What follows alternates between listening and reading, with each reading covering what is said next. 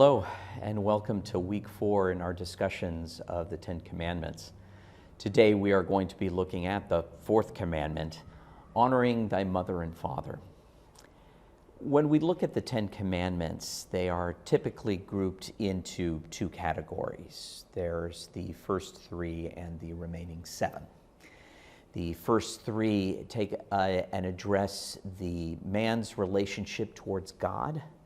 The remaining 7 address man's relationship towards his neighbor. This fourth commandment is the first in that second group and refers to the initial relationship that we have with neighbors, the one that we have with our mother and our father. It's worth noting that in Exodus, this commandment is not merely read, honor thy mother and father, but the commandment actually reads, honor your father and your mother, that you may have a long life in the land of the Lord your God is giving you. It's one of the very few instances where God gives us a specific reason for observing one of his commands. Now, some people look at that second part about long life as a reward. However, it is in fact a reason unto itself.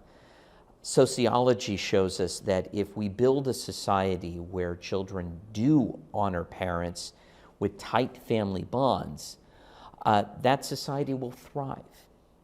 However, on the other hand, societies whose family bonds are strained or absent, where children do not respect their parents, are almost always doomed to collapse in on themselves. This is unfortunately becoming a larger question in our own society, where more and more of our best educated parents do not believe that their children need to show them honor. They believe that honoring somebody implies an authority that a lot of modern parents reject. These parents, they don't want to be honored. They'd rather be loved or even simply liked by their children as friends and colleagues in life. Yet the fourth commandment doesn't ask us to love our parents. We're called to love everyone, neighbor and stranger alike.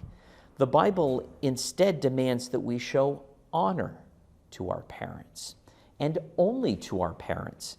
There is no one else on earth that the Bible actually commands that we show honor to. Not a ruler, a counselor, a friend. Honor is a unique gift that we offer to our parents. So why is it so important that we honor these parents? Well, there are a few reasons.